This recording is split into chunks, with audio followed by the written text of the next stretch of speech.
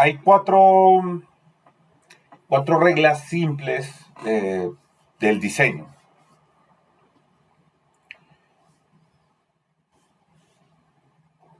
Alguien llamado Ken Beck introdujo hacia los años 90 sobre los puntos fundamentales que se deben tener en cuenta a la hora de diseñar software, buscando una manera objetiva de poder medir la calidad de un diseño desde la perspectiva de minimizar los costos y maximizar el beneficio, y obviamente tratando de huirle a variaciones subjetivas. Y esas cuatro reglas son sencillas de recordar y están, digamos, ordenadas según su relevancia. La primera de ellas son los tests, ¿sí? El testing es, digamos, una pieza que no puede faltar cuando desarrollamos software. Y el objetivo principal es que cada tarea funcione de manera esperada y que haya uno o unos tests que verifiquen que estos criterios se cumplan. La segunda de ellas es la expresión de intención, ¿cierto? Entonces, el código es autoexplicativo, debe ser fácil de entender y debe facilitar la comunicación del producto. La tercera sería que no hay duplicidad, ¿cierto? Y ahí es donde se aplica el principio DRY, es decir, que se debe reducir al máximo la duplicidad de la lógica en el código, porque de no hacer esto, pues estaríamos construyendo un software que se convierte en frágil y que cualquier cambio, por muy pequeño que sea, pues va a romper otras partes, ¿no? El tercero vendría a ser el mínimo de número de elementos. Entonces, lo que habla allí es que se debe procurar reducir el número de componentes, bien sea clases, métodos y otros que hagan parte de nuestra aplicación, a simplemente lo imprescindible, eliminando toda aquella cosa que, digamos, incremente la complejidad del sistema de una forma innecesaria. Entonces, estas cuatro reglas han venido siendo discutidas en una gran variedad de libros, de foros, y esa discusión se ha venido generando una buena cantidad de ideas interesantes al respecto.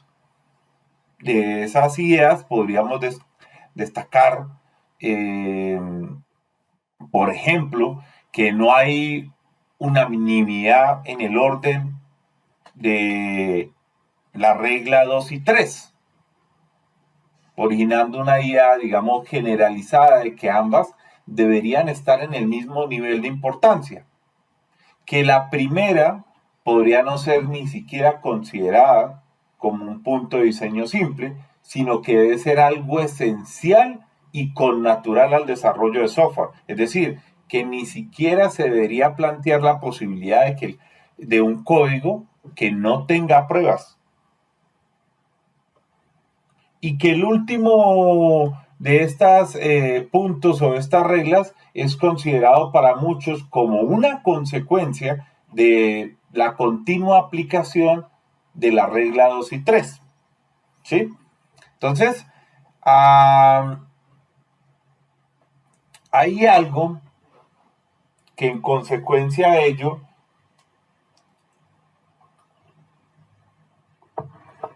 nace o se habla, y es la regla de los Boy Scouts. ¿Sí? Y ahí hablamos un poco de lo que es la organización. Digamos que la regla del Boy Scout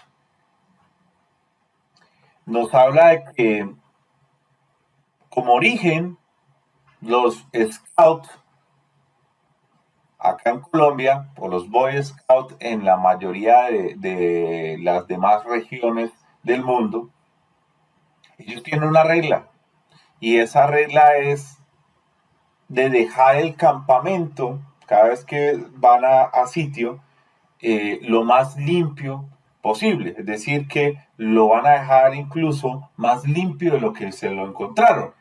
Y en caso de ensuciarlo, pues se limpia y se deja lo mejor posible para la siguiente persona que vaya a ese campamento, ¿sí? Entonces, si esta regla la aplicamos al desarrollo de software, se podría decir que si vemos alguna parte del código que se pueda mejorar, pues independientemente de quién lo haya hecho, debemos hacerlo. Entonces, el objetivo principal, digamos, es mejorar la calidad del código y evitar su deterioro con el fin de ayudar al siguiente desarrollador o incluso a uno mismo dentro de un tiempo. Entonces, a cambiar o desarrollar una nueva funcionalidad de una forma mucho más sencilla, se promueve el trabajo en equipo por encima de la individualidad, porque no solo es importante la tarea que esa persona ha realizado, sino que es importante el proyecto en general y se ve que algo que se pueda mejorar, pues se hace,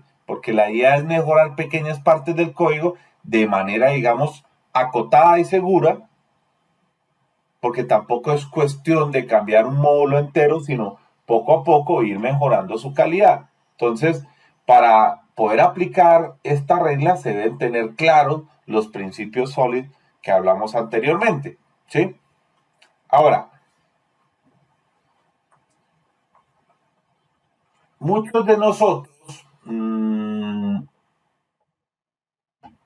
probablemente no nos hemos dado cuenta eh, en cualquier aplicación de software o cualquier sistema que estas pues, se van, digamos, oxidando lentamente con el tiempo, ¿sí? Y esa oxidación acá es que efectivamente, si el software se oxida, ¿cierto?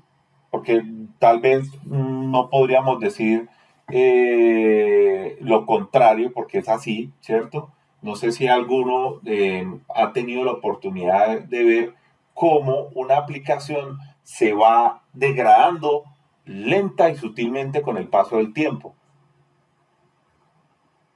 A veces ni siquiera es sutil, simplemente se degrada, ¿sí? Entonces, como nosotros podríamos decir que si el oxígeno oxida los metales, somos nosotros mismos, los desarrolladores, quienes oxidamos el software.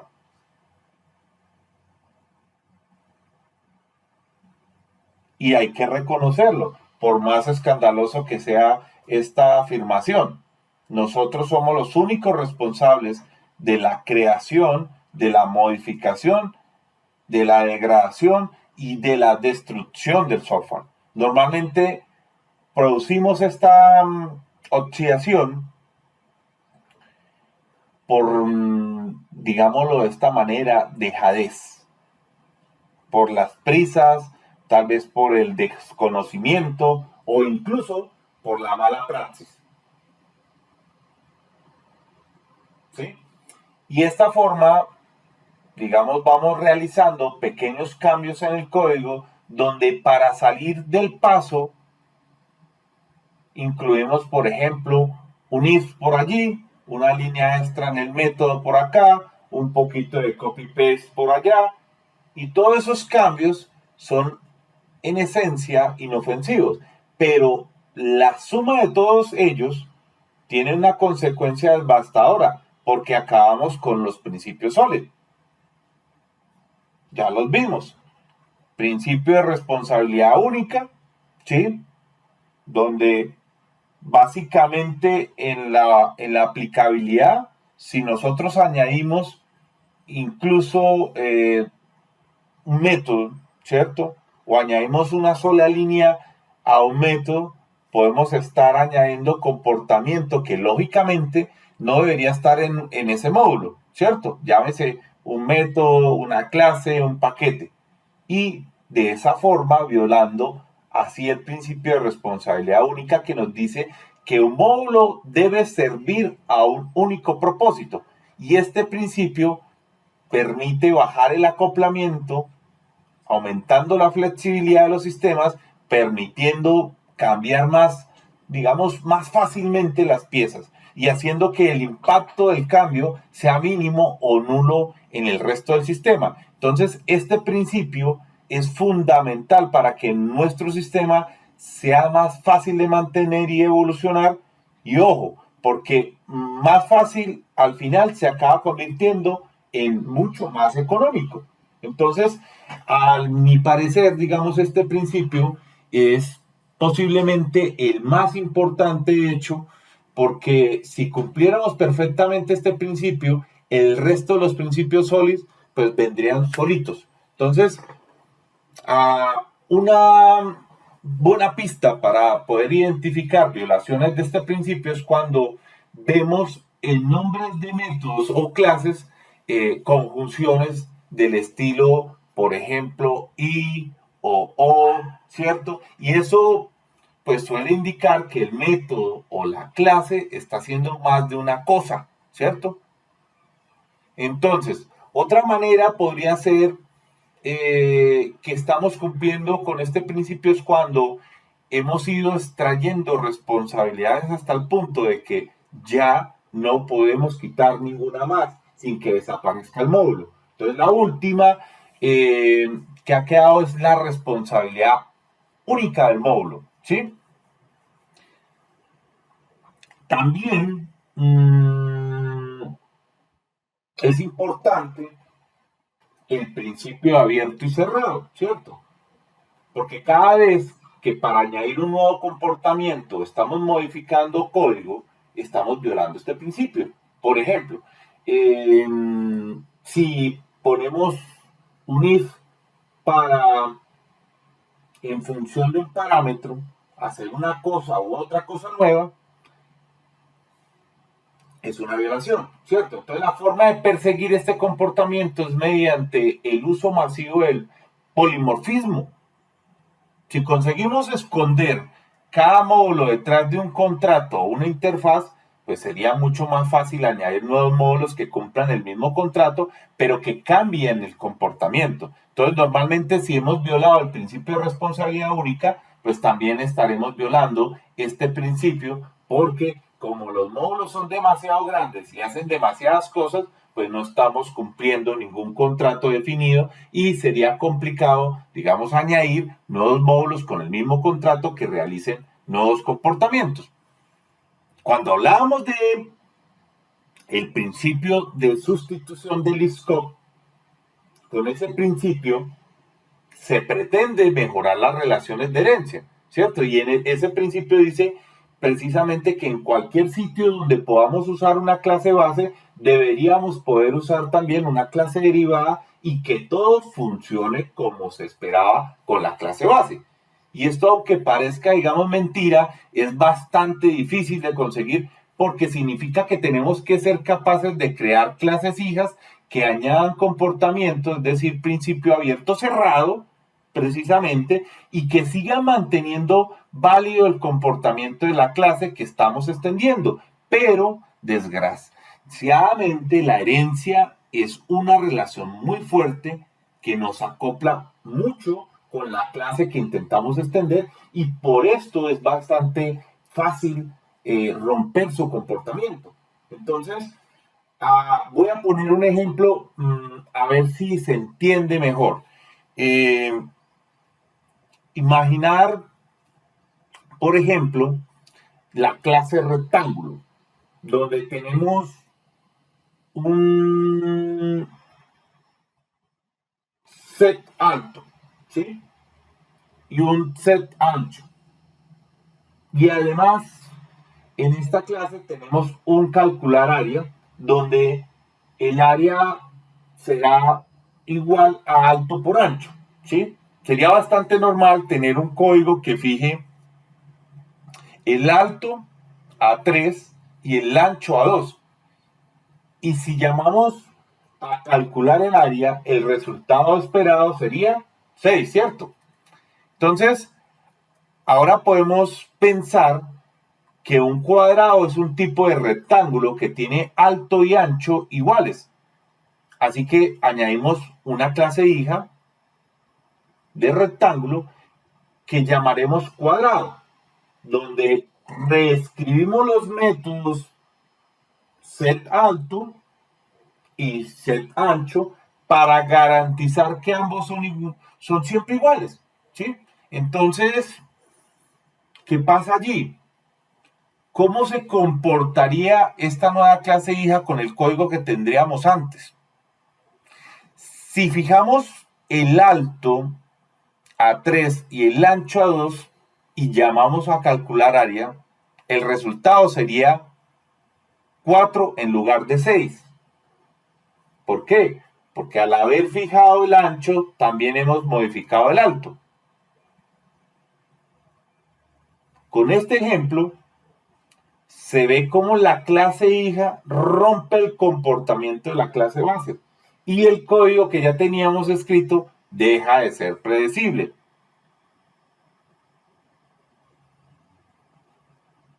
Por eso es tan importante tener cuidado cuando creamos clases hijas, ¿sí?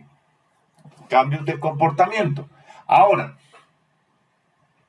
hablamos anteriormente del principio de inversión de dependencias, ¿cierto? Que es el último, pero no el menos importante, porque el principio de inversión de dependencia, de hecho, para mí es como el segundo de los favoritos después del principio de responsabilidad única, porque este principio lucha para bajar el acoplamiento entre el módulo, de forma que las dependencias del código viajan en un sentido y las dependencias de ejecución viajan en el sentido contrario. Y eso va a permitir cambiar los módulos de principio abierto cerrado, ¿cierto? Que hablábamos, sin tener que modificar ni una sola línea de código del resto de los módulos. Entonces, es supremamente importante.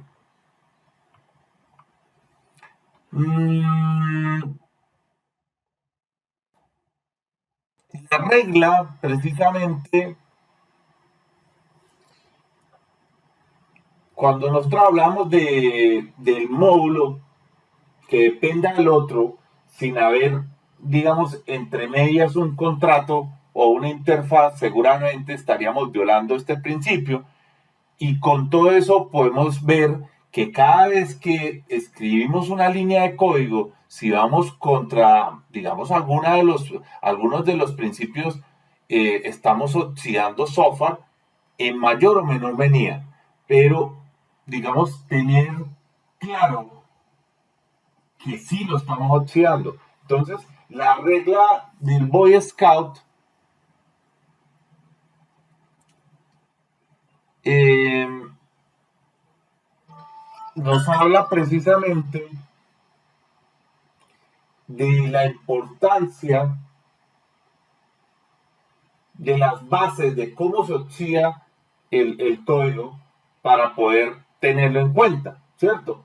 Entonces es una regla muy sencilla que consiste simplemente en hacer lo mismo que hacen los scouts cada vez que salen al campo y dejar la zona cuando se marchan un poquito mejor de lo que la encontraron al llegar. Entonces, según esta regla, nosotros deberíamos actuar igual. Y cada vez que tocamos un método, una clase o en general cualquier módulo, deberíamos dejarlo un poquito mejor de lo que lo encontramos para que no se oxide, ¿cierto?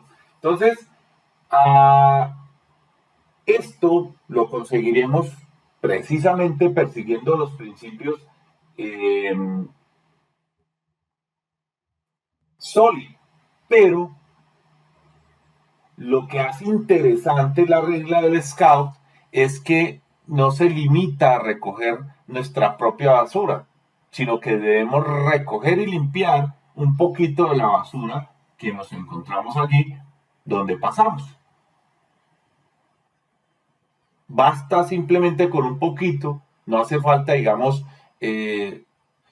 llenarse pues la cabeza de esto, sino simplemente hacer acciones que nos lleven unos pocos minutos, como poner, por ejemplo, un nombre más expresivo, extraer a un método a una clase, ¿cierto? Y así vamos previniendo la oxidación y vamos consiguiendo que nuestro software, digamos, brille, ¿sí? Y eso es supremamente importante.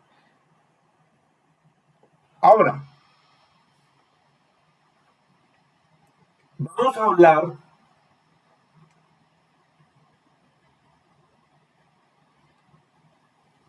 de los patrones de diseño.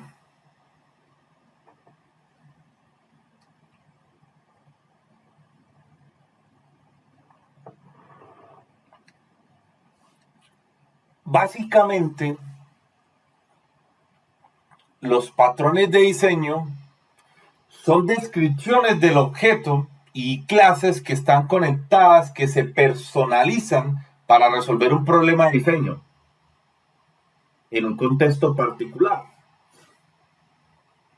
Y ahí hablamos de GOF, ¿sí? Que significa Gun of Four, el grupo de los cuatro que, que hicieron historia dentro de lo que es la historia del software, ¿sí? Entonces los patrones de diseño básicamente ofrecen soluciones comunes a problemas recurrentes de diseño de aplicaciones. Entonces, en la programación orientada a objetos, los patrones de diseño normalmente están dirigidos a resolver los problemas asociados con la creación e interacción de los objetos en lugar de los problemas a gran escala que van a afrontar las arquitecturas generales del software. Entonces, proporcionan soluciones generalizadas en forma de repeticiones que se pueden aplicar a problemas de la vida real. Los patrones de diseño son soluciones útiles y probadas para problemas que inevitablemente aparecen. Entonces, no solo albergan años de conocimiento y experiencia colectiva, sino que además los patrones de diseño ofrecen un vocabulario común entre los desarrolladores y arrojan la luz sobre muchos problemas.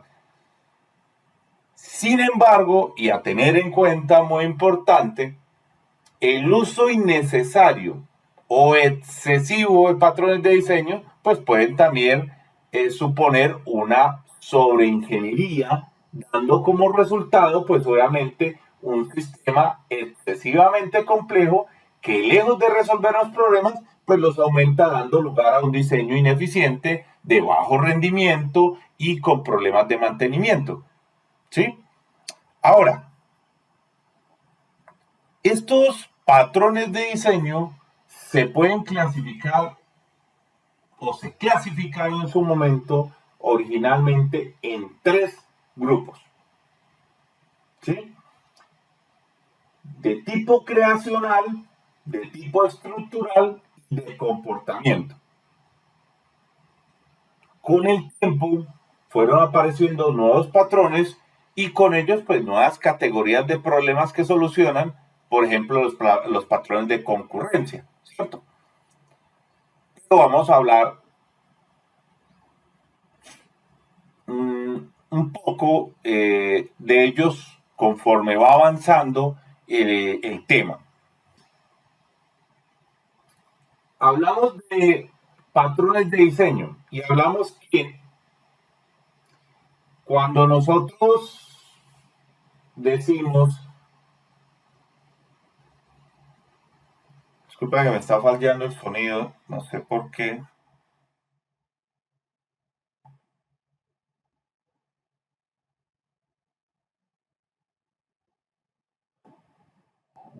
Hago un ajuste en el micrófono.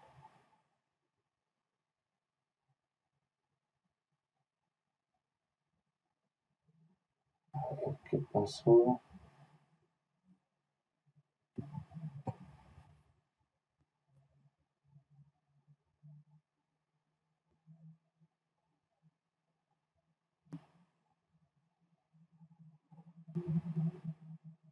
¿Ibas a preguntar algo, compañero?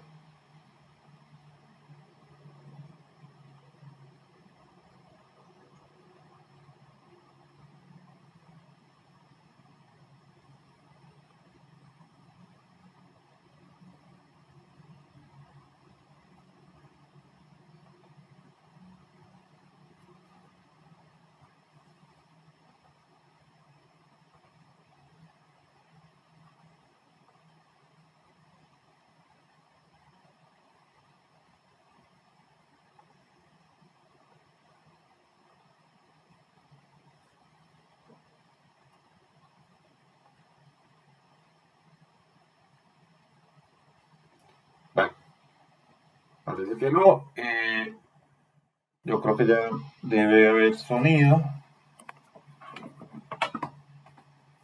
A ver qué pasa por acá.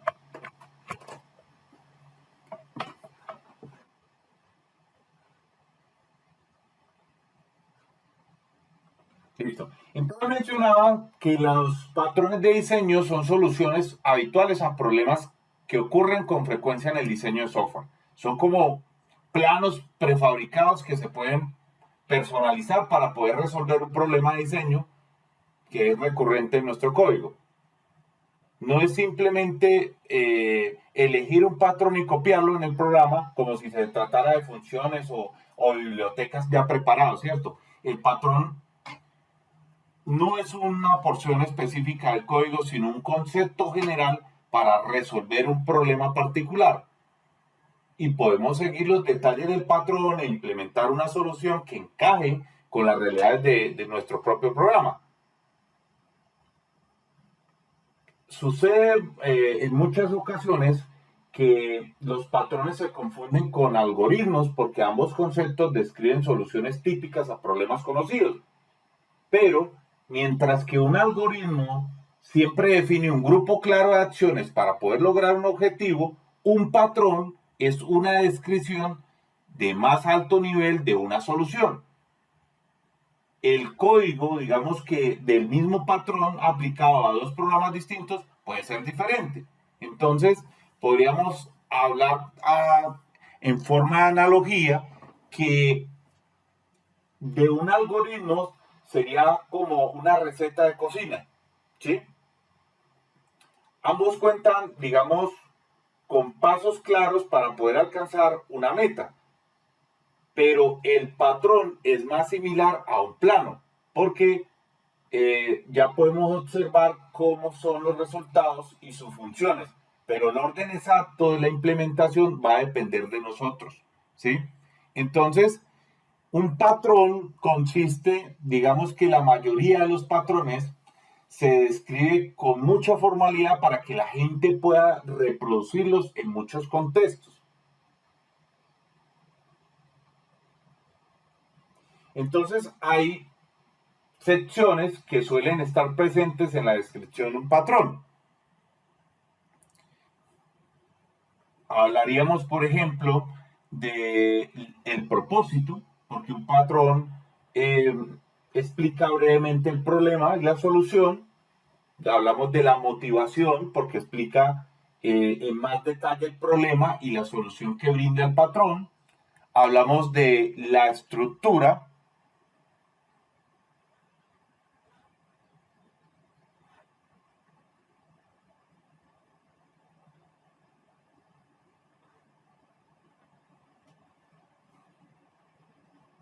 Mencionaba que un patrón de diseño, o cuando hablamos de patrones de diseño, son soluciones habituales a problemas que ocurren con frecuencia en el diseño de software.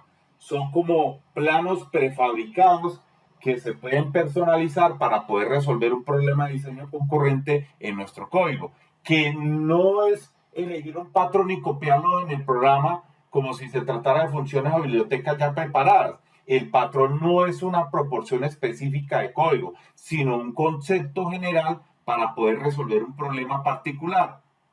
Y podemos nosotros seguir los detalles del patrón e implementar una solución que encaje con las realidades de nuestro propio programa. A menudo, digamos, los patrones se confunden con algoritmos porque ambos conceptos van a describir soluciones típicas a problemas conocidos.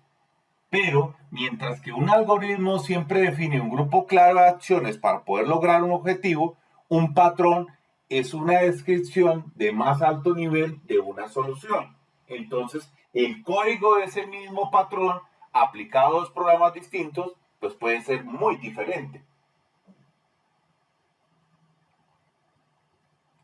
Ahora, un patrón consiste, o la mayoría de patrones, se describe con mucha formalidad para que las personas podamos reproducirlo en muchos contextos. Y hay varias secciones que suelen estar presentes en la descripción de un patrón. Podríamos hablar del propósito, por ejemplo, del patrón, que va a explicar brevemente el problema y la solución. Podríamos hablar de la motivación, que va a explicar en más detalle el problema y la solución que brinda el patrón. Podríamos mencionar también la estructura de esas clases que muestra cada una de las partes del patrón y el modo en que se relacionan. Podríamos hablar de la sección del ejemplo del código, que en uno de los lenguajes de programación populares va a facilitar, digamos, la asimilación, podríamos decirlo, la asimilación de la idea que se esconde detrás del patrón.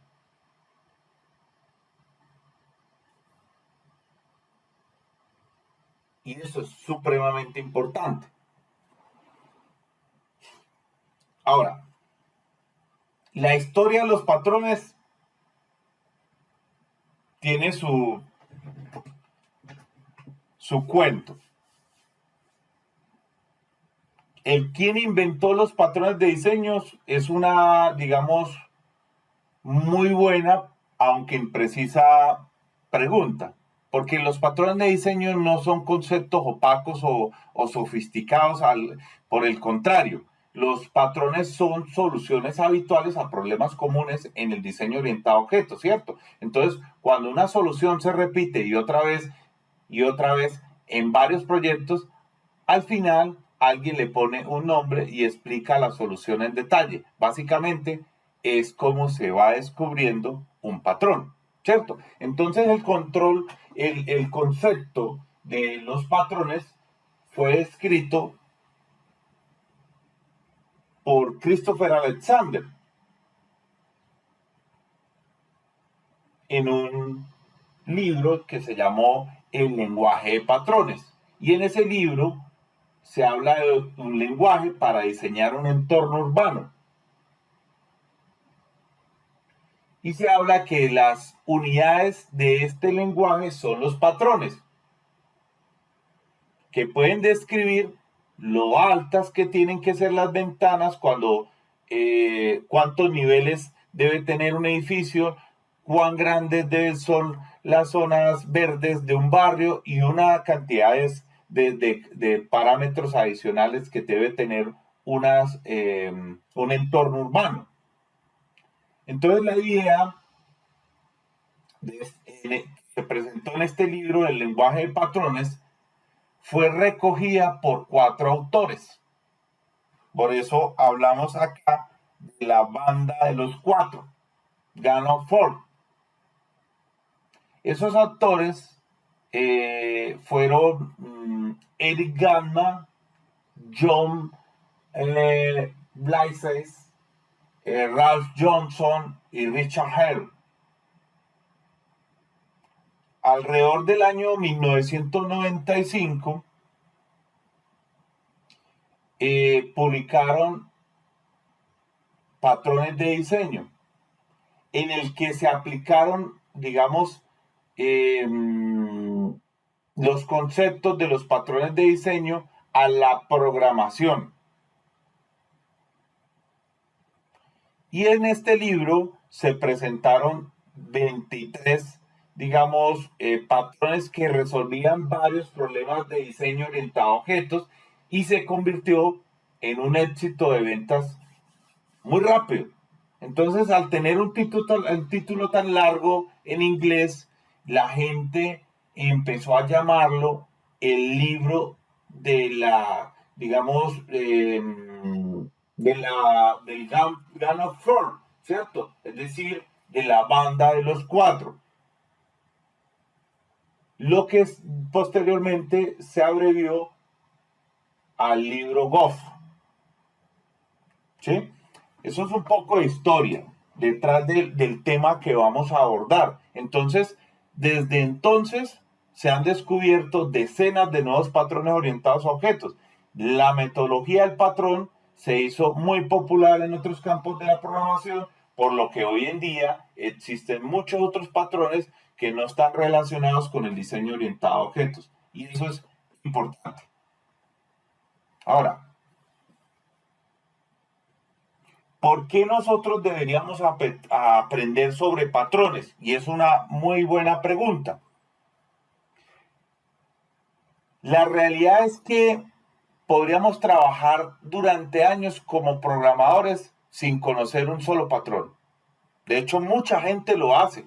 Incluso en ese caso podríamos estar implementando patrones sin saberlo. Así que, ¿por qué dedicarle, digamos, tiempo a aprenderlos? Y eso es una buena pregunta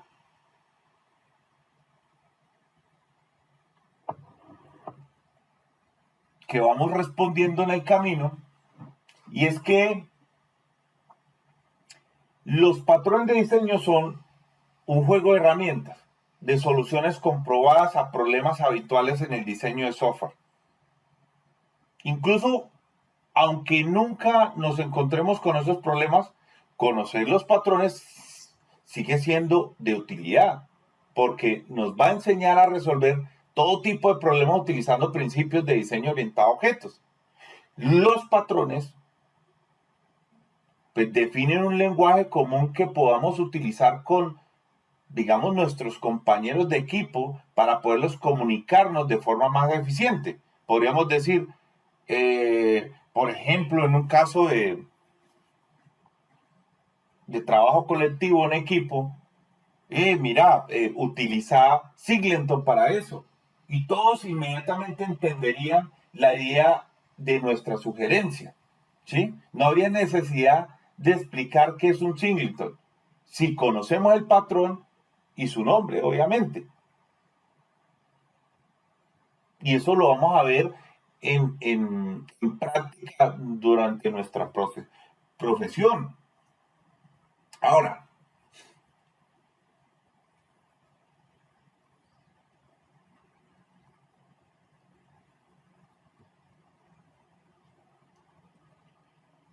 si bien hemos mencionado por qué es importante de aprender los patrones, también hay crítica de esos mismos patrones, ¿cierto? Porque, digamos, muchas personas han criticado ya los patrones de diseño y ahí han tenido argumentos y esos argumentos hay unos muy habituales en contra del uso de los patrones. Hablan mm,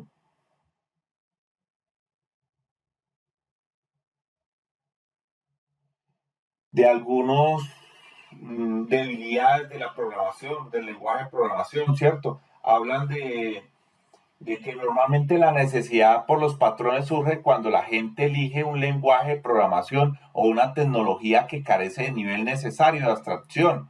Y en ese caso los patrones se convierten como en una chapuza que digamos, otorga como al lenguaje unas superhabilidades muy necesitadas.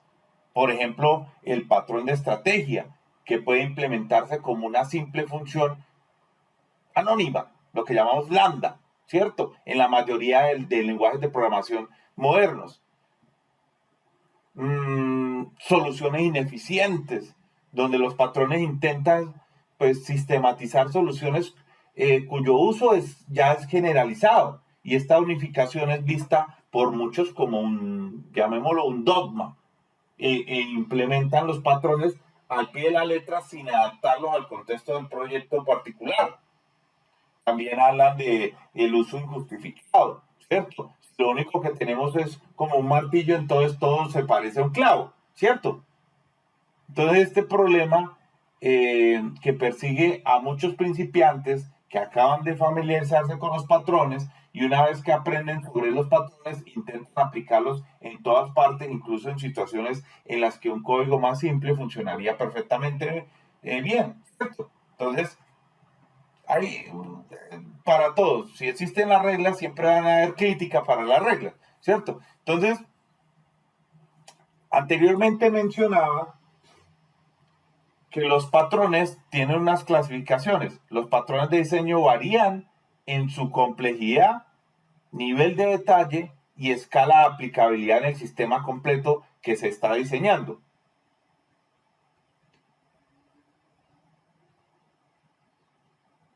Y es como cuando estamos construyendo carreteras, ¿sí?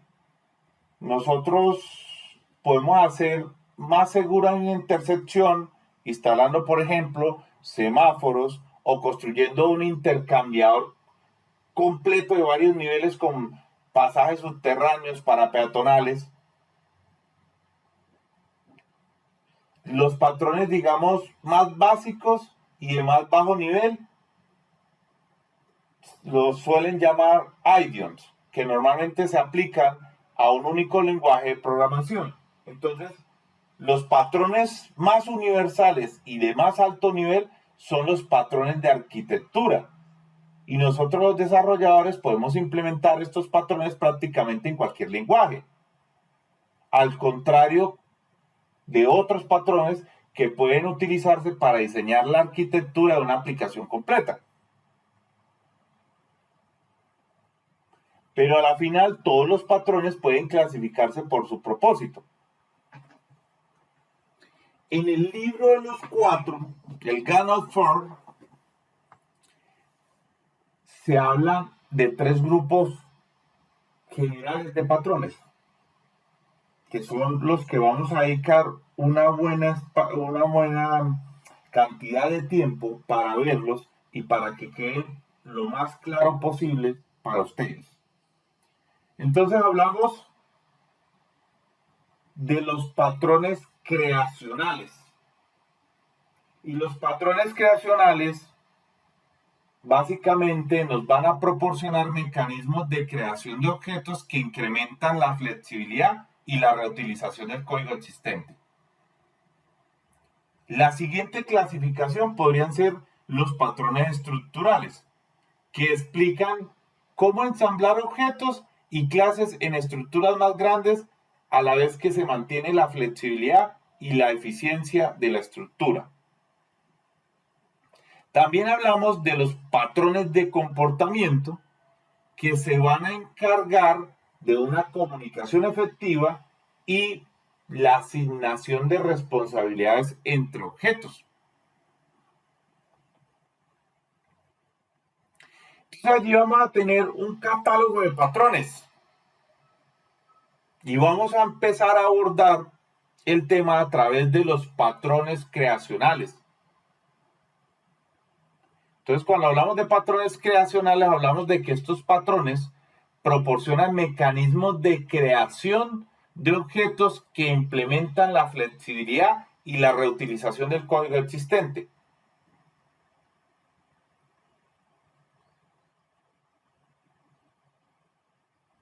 Vamos a hablar de alrededor de 7 patrones creacionales.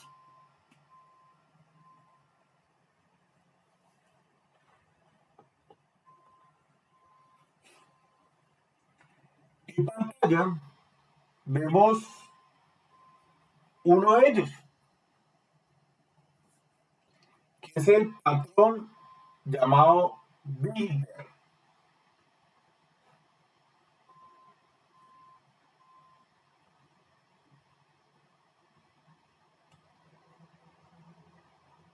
Este patrón, que es de tipo creacional,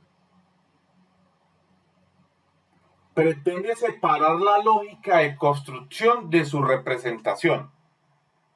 Y para ello, lo que hace es definir una clase abstracta, lo que llamamos builder, que es la encargada de crear instancias de los objetos y los elementos que intervienen dentro de este patrón son el builder, la interfaz abstracta que crea los productos, el builder concreto es la implementación concreta del builder que crea productos de cierto tipo, el director, que es el encargado de utilizar la clase builder para crear los objetos. ¿Sí? Entonces, esto tiene un propósito. El patrón builder es un patrón de diseño creacional que nos va a permitir construir objetos complejos paso a paso. Entonces el patrón nos permite producir distintos tipos y representaciones de un objeto empleando el mismo código de construcción. Ahora, vamos a meternos en un ejemplo. Entonces, vamos a imaginar un objeto complejo que requiere una inicialización bastante elaborada, que paso a paso de muchos campos y objetos anidados. Entonces, normalmente, este código de inicialización está sepultado dentro de un constructor gigante, grandísimo, con una gran cantidad de parámetros. O peor, disperso por todo el código del cliente. ¿Cierto? Entonces, crear una subclase por cada configuración posible de un objeto puede complicar demasiado el programa. Por ejemplo, pensemos que casa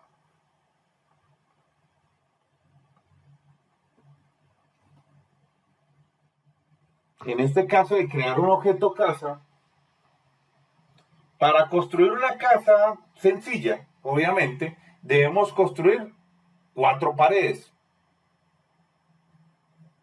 y un piso, así como instalar una puerta, colocar un par de ventanas, colocar un tejado. Pero ¿qué pasa si nosotros queremos una casa más grande, que sea mucho más luminosa, con un jardín y una cantidad de extras como un sistema de calefacción, una instalación de drenajes, un cableado eléctrico?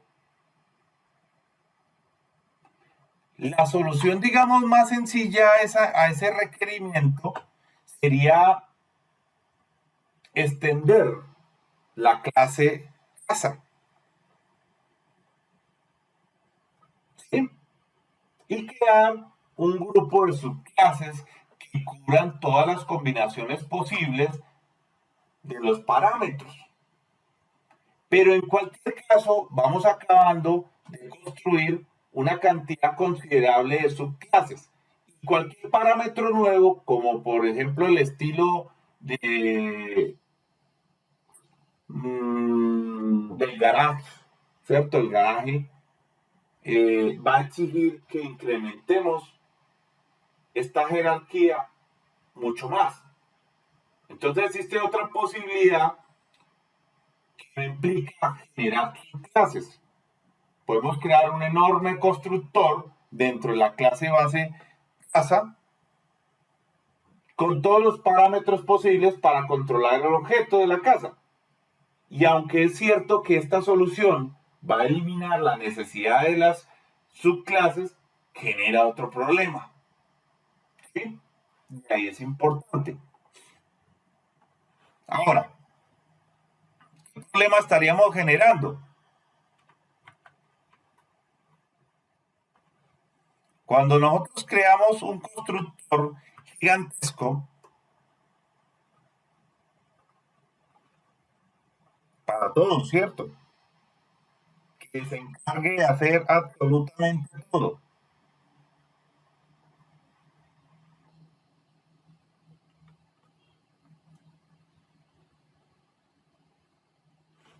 Un constructor con un montón de parámetros tiene su inconveniente, porque no todos los parámetros son necesarios todo el tiempo.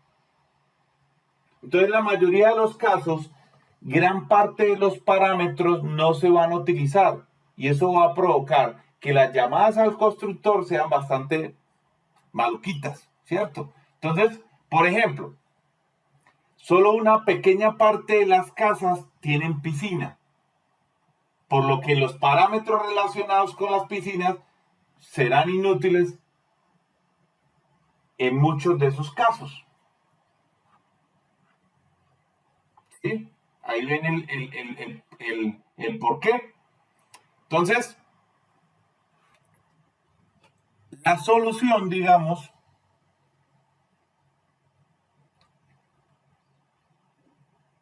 aplicada es que el patrón builder sugiere que saquemos el código de, digamos, de construcción del objeto de su propia clase y lo coloquemos dentro de los objetos independientes, que son los que son llamados constructores. ¿Sí? Entonces, empezamos nosotros a ir dividiendo las cosas. ¿Sí? Entonces, el patrón builder nos permite construir objetos complejos paso a paso.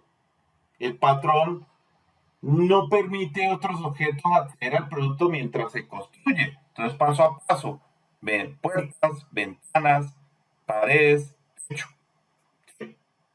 Entonces, el patrón organiza la construcción de objetos en una serie de pasos. Por ejemplo, construir paredes, construir puerta, construir ventana, construir garage y obtener un resultado que va a ser la casa, ¿cierto? Entonces, para crear un objeto, se ejecuta una serie de estos pasos en un objeto constructor. Y lo importante es que no necesitamos invocar todos los pasos, podemos invocar solo aquellos que sean necesarios para producir una configuración particular de un objeto.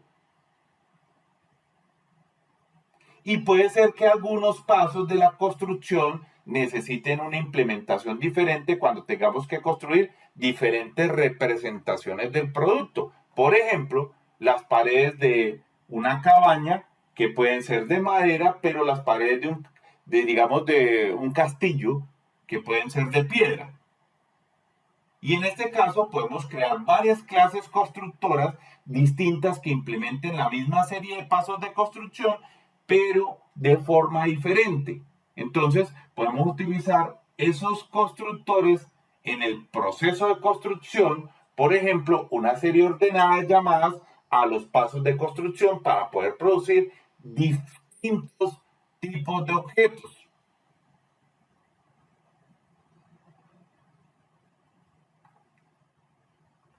¿Sí? De eso es cuando hablamos nosotros de distintos tipos de constructores. Cuando hay una necesidad particular, tiene ciertos elementos, pero depende de lo que vayamos a hacer. ¿Cierto? Los distintos constructores ejecutan la misma tarea de formas distintas.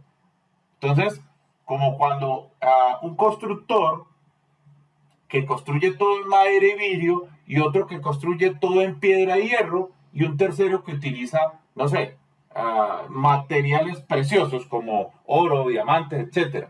Entonces, al invocar la misma serie de pasos, obtenemos una casa normal del primer constructor, un pequeño castillo del segundo y un palacio del tercero. Sin embargo, esto solo funcionaría si el código cliente que invoca los pasos de construcción es capaz de interactuar con los constructores a través de la interfaz común.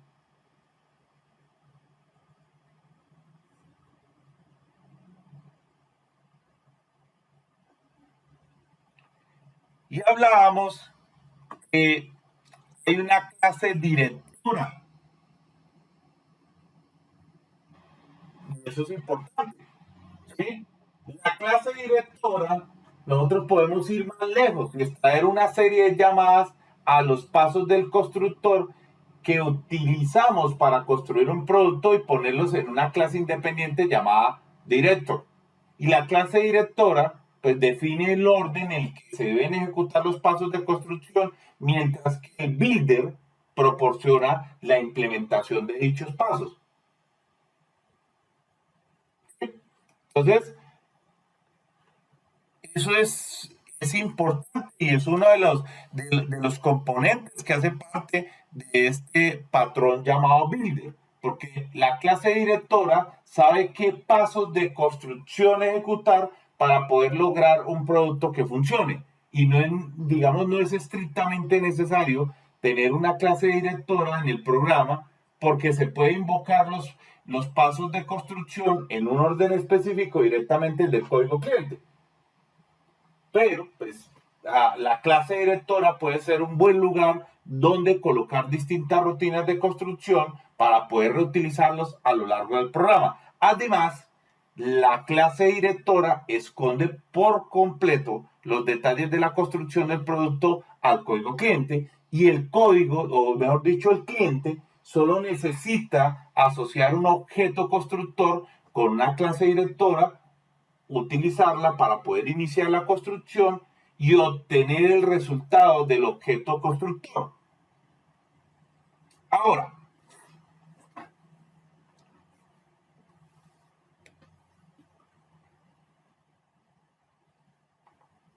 cuando nosotros hablamos de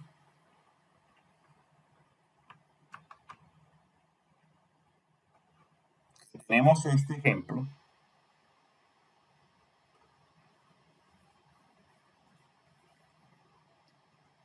para instanciar cada componente de lo que es el patrón Builder, ¿cierto?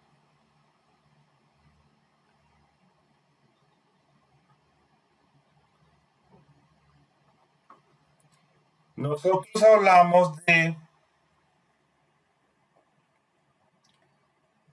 que la interfaz constructora, es decir, esta,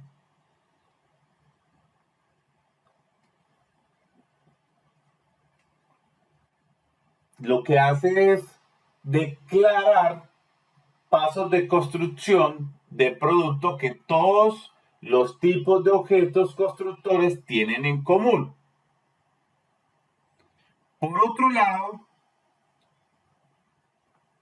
estos de acá, que son los concrete builder o los constructores concretos, lo que hacen es ofrecer distintas implementaciones de los pasos de construcción, porque los constructores concretos pueden crear productos que no siguen la interfaz común. Por otro lado, nosotros tenemos lo que llamamos los productos que están por acá.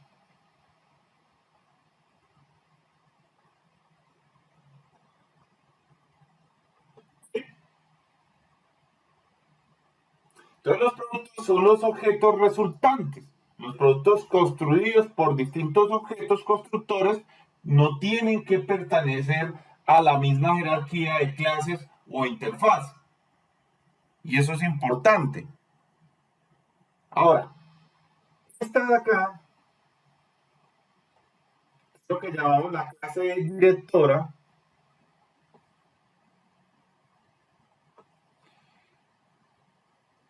define el orden en el que se invocarán los pasos de construcción, por lo que nosotros podemos crear y reutilizar configuraciones específicas de los productos. Y por último, pues el cliente. ¿Sí? Este señor de acá.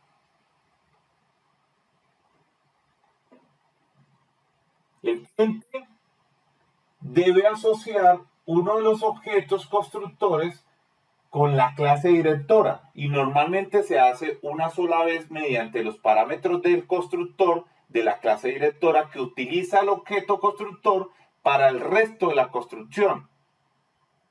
Ahora, existe una solución alternativa para cuando el cliente pasa el objeto constructor al método de producción de la clase directora, y en ese caso podemos utilizar un constructor diferente cada vez que produzcamos algo con la clase directora.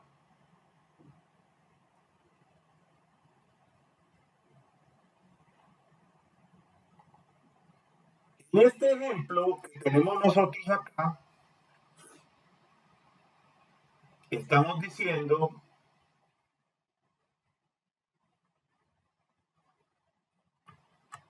vamos a traerlo en limpio,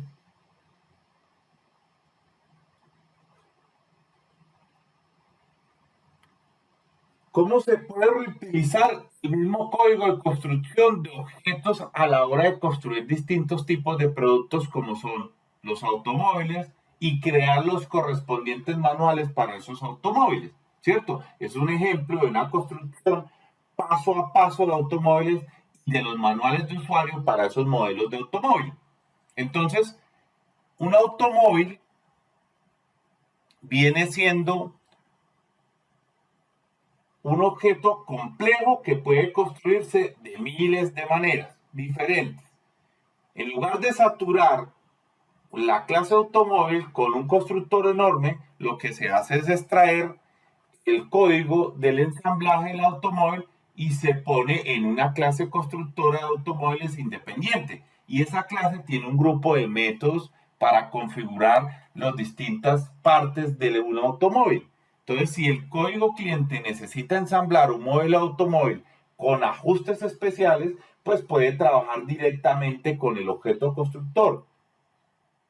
Ahora, por otro lado, el cliente puede delegar el ensamblaje a la clase directora que sabe cómo utilizar un objeto constructor para construir varios de los modelos más populares de automóviles.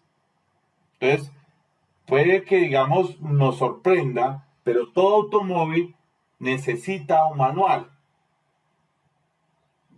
¿Quién se lo lee? Hay quien, ¿cierto? El manual va a explicar cada característica del automóvil, de modo que los detalles del manual van a variar según el modelo del automóvil. Por eso tiene lógica reutilizar un proceso de construcción existente para automóviles reales y sus respectivos manuales. Ahora, elaborar un manual no es lo mismo que fabricar un automóvil, por lo que debemos incluir otra clase constructora especializada en elaborar manuales. Y esa clase implementa los mismos métodos de construcción que su hermana, la constructora de automóviles, pero en lugar de fabricar piezas del automóvil, las describe. Y al pasar esos constructores del mismo objeto director, podemos construir tanto automóvil como manual. Entonces, la última parte básicamente consistiría en buscar el objeto resultante, un automóvil de metal y un manual de papel. Y aunque estén relacionados, son objetos muy diferentes. No podemos colocar un método para buscar resultados en la clase directora sin acoplarla a clases de productos concretos. Por tanto, obtenemos el resultado de la construcción del constructor que realizó el trabajo. Eso es supremamente importante. ¿Sí?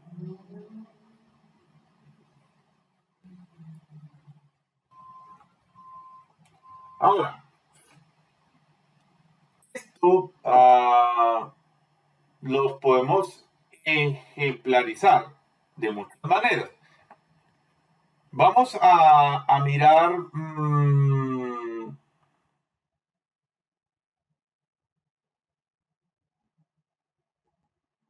a ver cómo lo hacemos acá. Si nos vamos nosotros a unir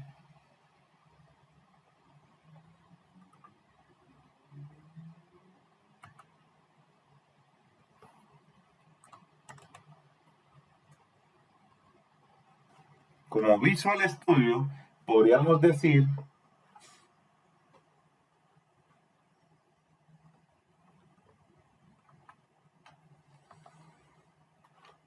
que necesitamos crear un nuevo proyecto, ¿cierto?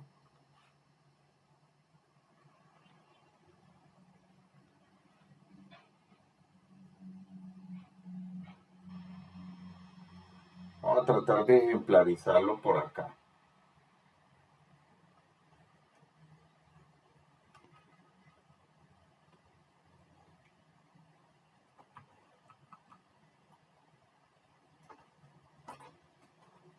Que cargue un poquito. Vamos a crear una aplicación de consola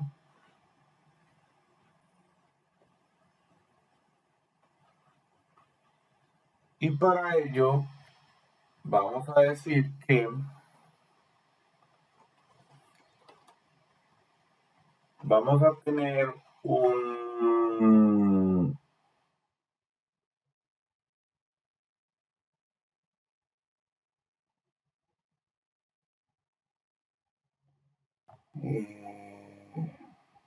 Vamos a llamarlo esto builder part, ¿sí? Patrón builder,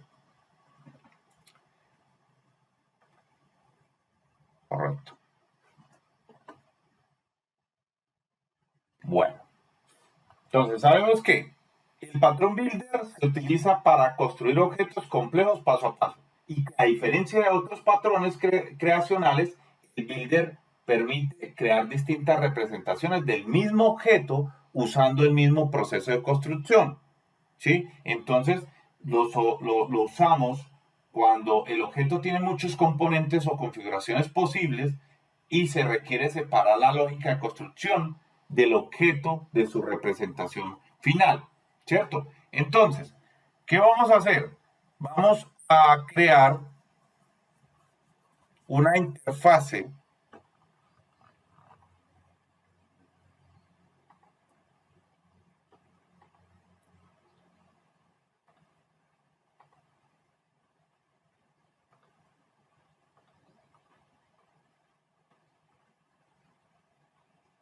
Y esa interfaz la vamos a llamar nosotros Builder.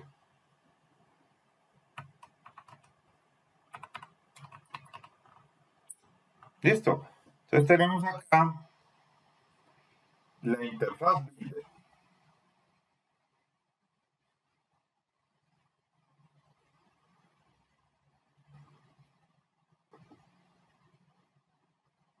Perfecto. Acá está.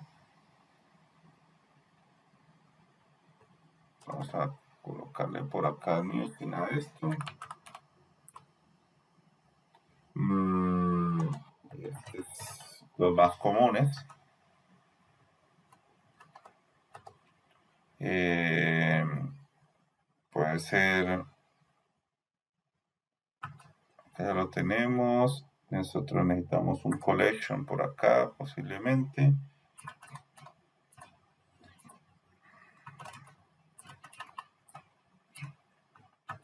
Con ejes yo creo que es más que suficiente.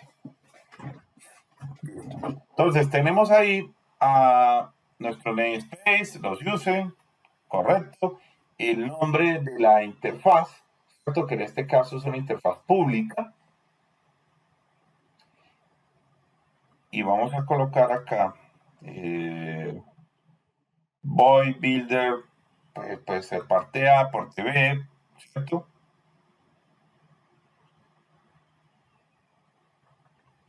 Vamos a colocar por acá la B.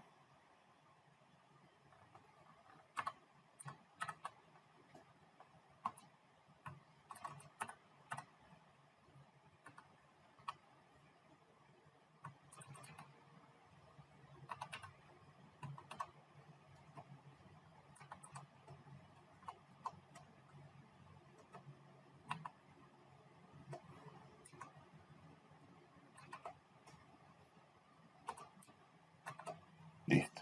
Tenemos ahí parte B y parte C.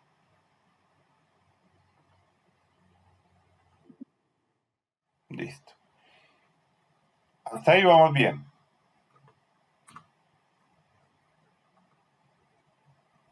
Ok, entonces, esto es lo que conocemos nosotros como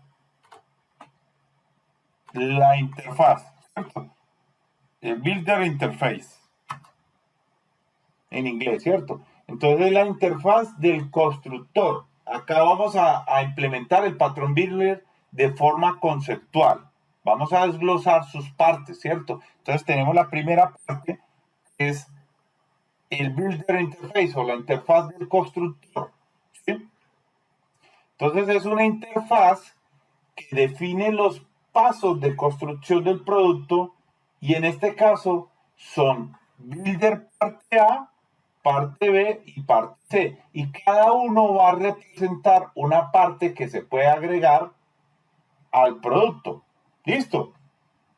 Ahora, por otro lado, vamos a tener una clase concreta.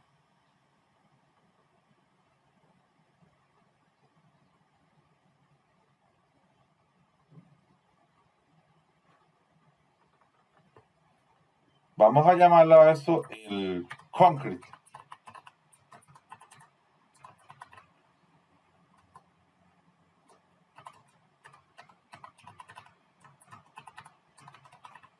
¿Sí? El concrete builder.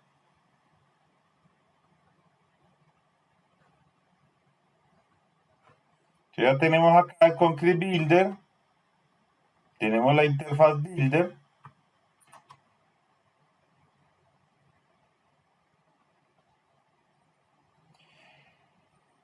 Y va a ser público, ¿no?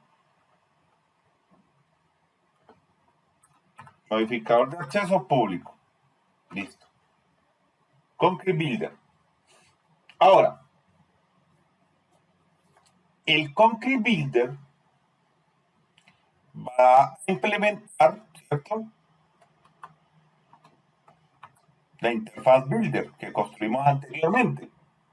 Entonces, este es el que implementa esa interfaz y define cómo se van a construir las partes específicas del producto. Entonces, allí vamos a tener unas características clave de esta clase. Va a contener un objeto de tipo producto que se va construyendo paso a paso. Va a tener un método para, digamos, reset, ¿cierto? Para empezar desde cero. Y va a tener un método para devolver el producto final y reiniciar el constructor que permita, digamos, la reutilización. Y eso es importante. Entonces, private,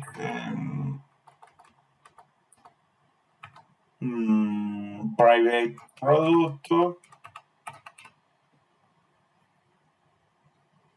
new product. Vamos a hacer un refresh acá del builder para instanciar lo que debe quedar un producto en blanco, ¿cierto? Un objeto cuando es usado en el ensamblado. Entonces vamos a decirle acá Paulet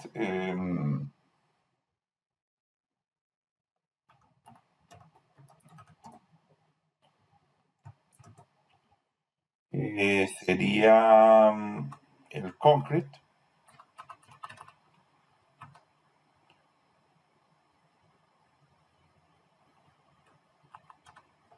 Ajá. Y esto sería el reset, ¿cierto? ¿Qué más necesitamos nosotros acá?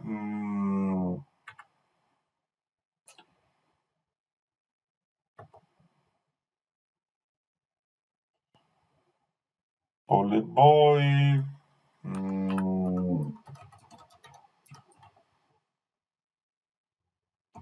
Reset.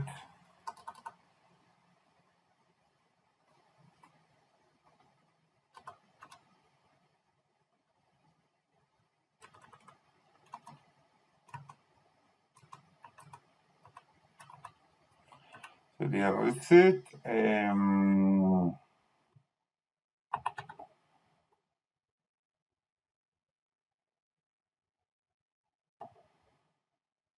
Vamos a abrir acá. Esta sería la implementación. Entonces sería this.product, ¿cierto?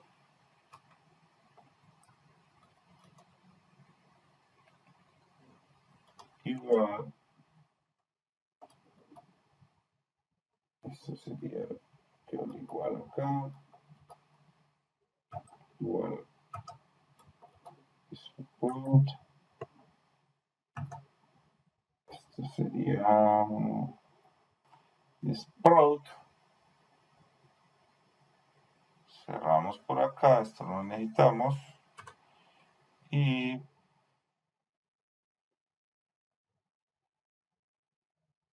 void receipt. Correcto. A ver. Ponen por acá, this product receipt, correcto. New producto. Y decimos que todo el producto, ¿cierto? los pasos que se van a construir con la misma instancia. Entonces sería public void b parte 1, parte A, este producto agrega, ¿cierto? La parte A me sirve acá, entonces simplemente le vamos a agregar acá para diferenciar que es A1, B1 y C1. Por ahí va. Y polyprod que result, pero sería entonces que product no result.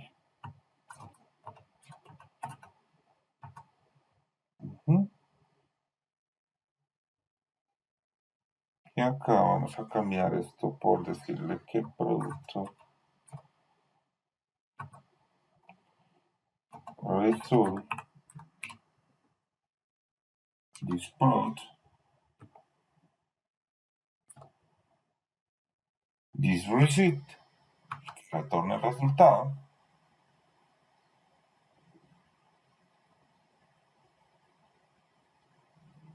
Yo creo que ahí vamos. Ahí vamos. Entonces, tenemos el producto final, ¿cierto? Que nos faltaría pues por hacer. Ahora, sería, ya tenemos el Concrete Builder que implementa la interfaz, que contiene un objeto producto, que contiene un receipt, el método receipt, para empezar desde cero, el método getProduct, que devuelve el producto final y reinicia el constructor para permitir su reutilización, ¿cierto? El tercer paso, entonces, sería el producto.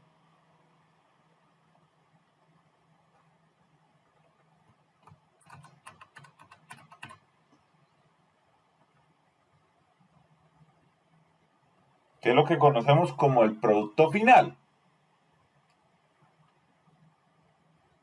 Entonces, el producto final va a representar el objeto complejo que se está construyendo. En este ejemplo, el producto tiene una lista de partes que vamos a implementar y un método para mostrar lo que contiene esa lista de partes. Entonces vamos a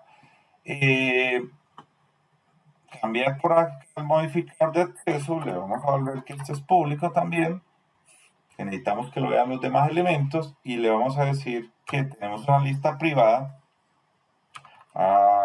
private list, ¿cierto?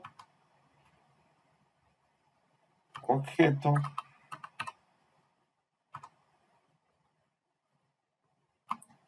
llamado parte, ¿cierto?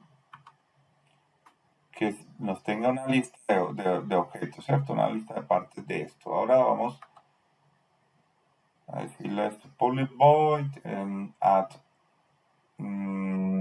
No sirve.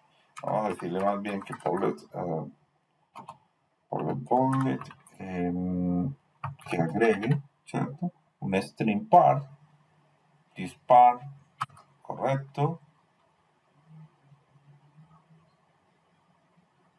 Y necesitamos para listar las partes, ¿cierto?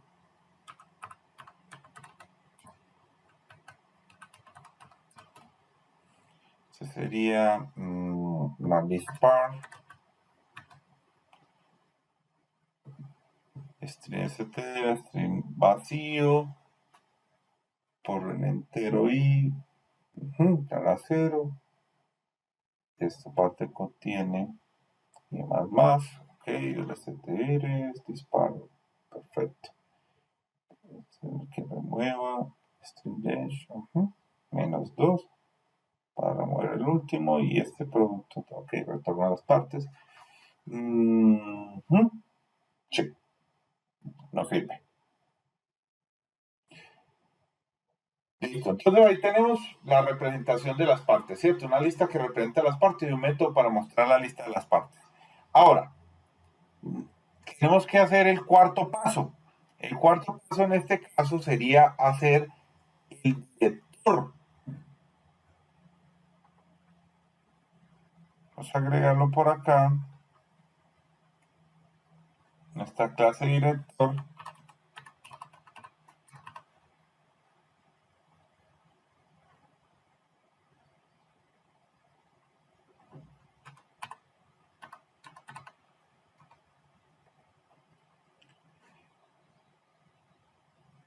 vamos a decirle a esto que private builder, instancia la clase builder, ok, director builder, más o menos, entonces vamos a ver esto, private builder,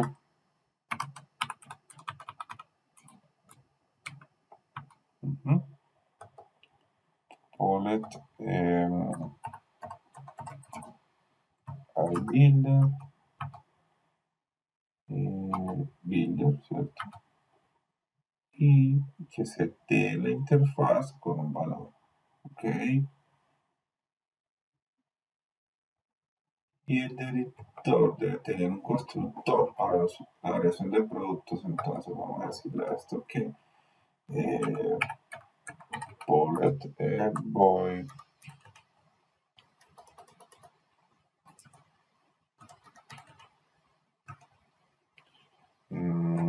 build mínimo el variable producto y este producto para la parte A, correcto.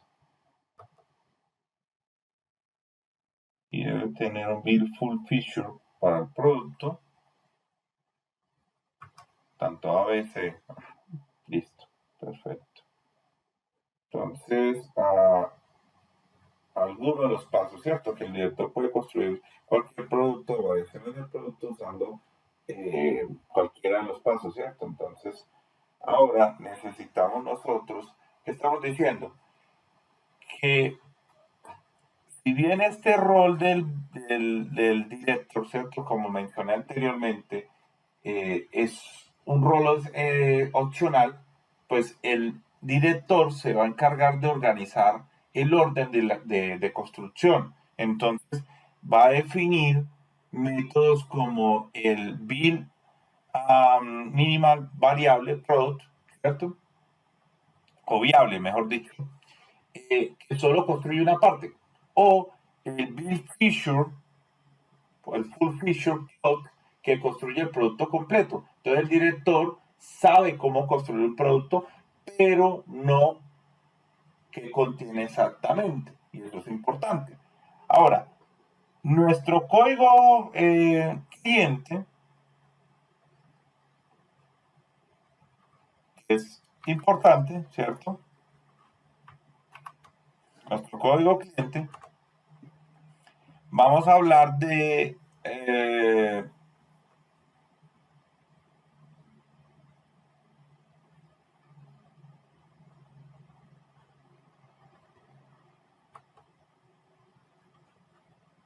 no va acá productos y ok, listo.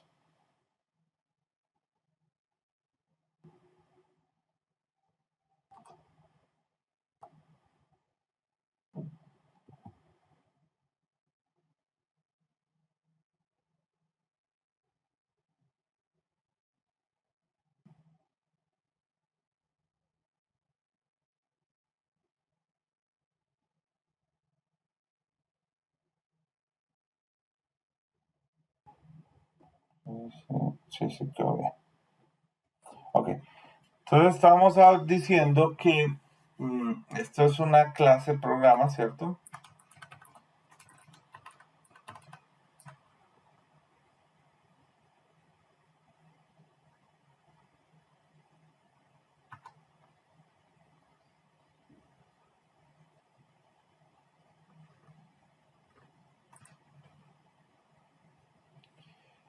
Y el cliente, el código cliente de un objeto constructor que pasa esto, ¿cierto? Al director y que luego inicializa el proceso de construcción y finaliza con un resultado, ¿cierto? Del objeto construido. Entonces,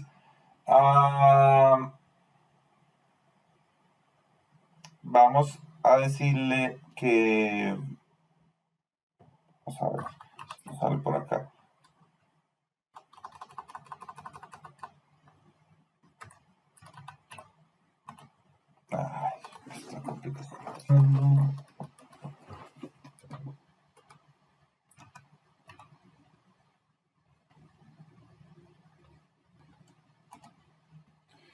var director, new director, ¿cierto?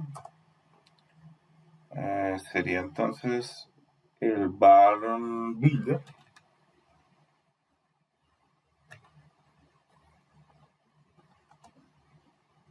El nuevo concrete builder. Y vamos a decirle entonces a esto que sería director punto, ¿cierto? Punto builder.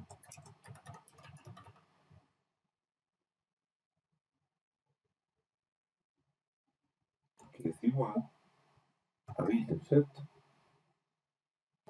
Entonces vamos a imprimir en consola. Le decimos console.writeLine.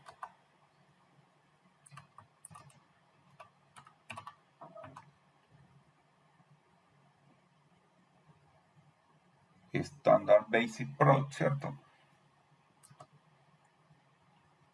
Y necesitamos entonces el mínimo, ¿cierto? Que es el producto mínimo. Entonces sería director, director punto build minimal.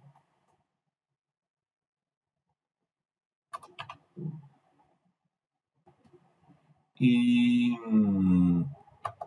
sería construir la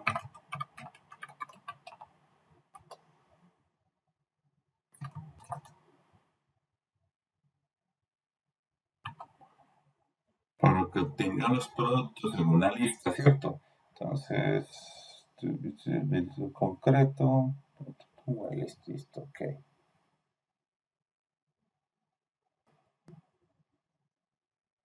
Sí, ahí nos sirve.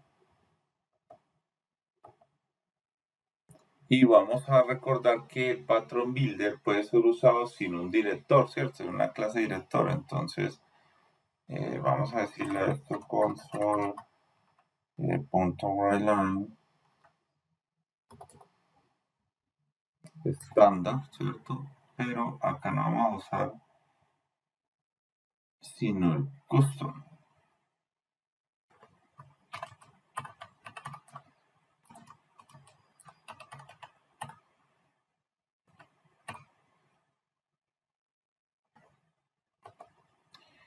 Y le vamos a decir builder punto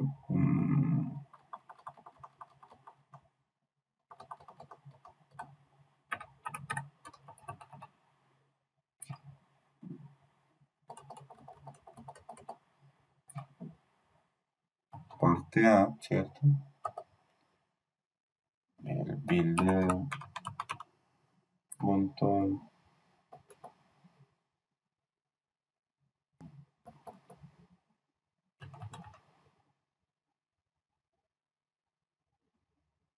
sería entonces el parte B.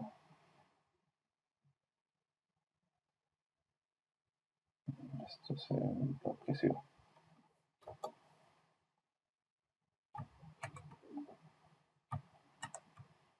Parte B. Y el parte C, ¿cierto?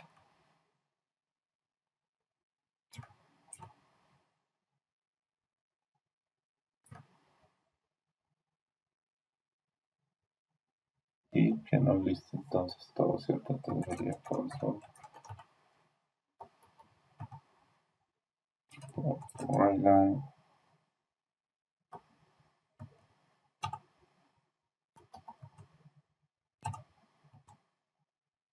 sería el builder, obtener producto, listar las partes. Ok. Y acá entonces serían los cierres.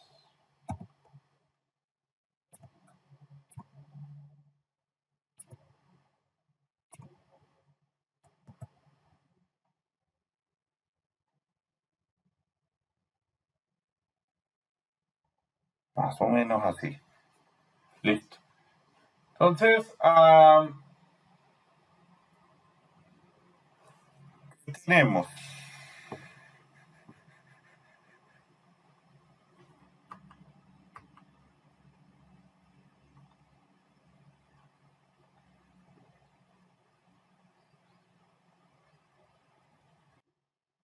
Entonces, si nosotros lo hacemos de esta manera y quitamos esto acá y simplemente le decimos que la clase producto, vamos a necesitar, ahora sí saldría bien, listo.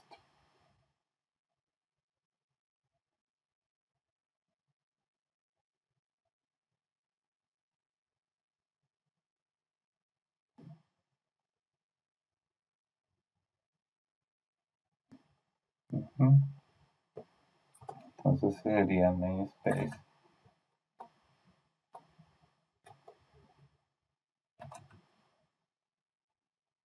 Namespace. Esto se llama, ¿cómo fue que lo colocamos? Y le paro.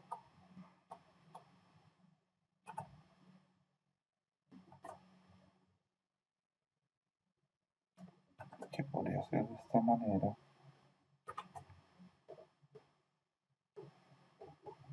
Ya. Listo. Entonces tenemos se creó un director y un builder, ¿cierto? Se construyó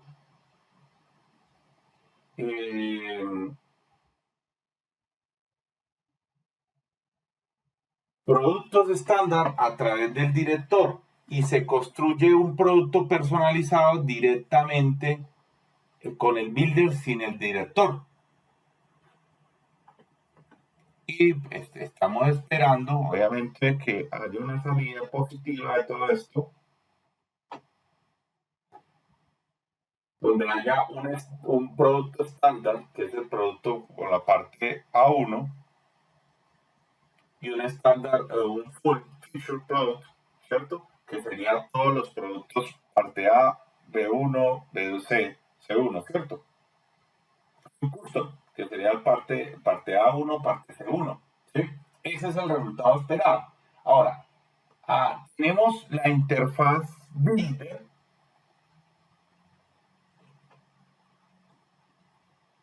Tenemos la interfaz Builder que define los pasos para construir el producto. Tenemos el Concrete Builder que implementa esos pasos y que mantiene el producto que se construyó. Tenemos el producto, que es el objeto complejo que se construye.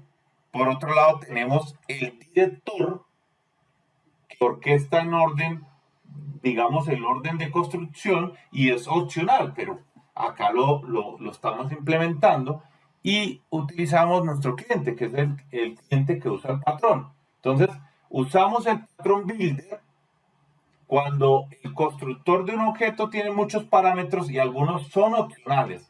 Cuando se quiere utilizar pasos de construcción y cuando se quiere separar la lógica de construcción del producto. Es así de sencillo. Este es nuestro primer patrón de tipo creacional llamado Builder. Vamos a dejar hasta acá.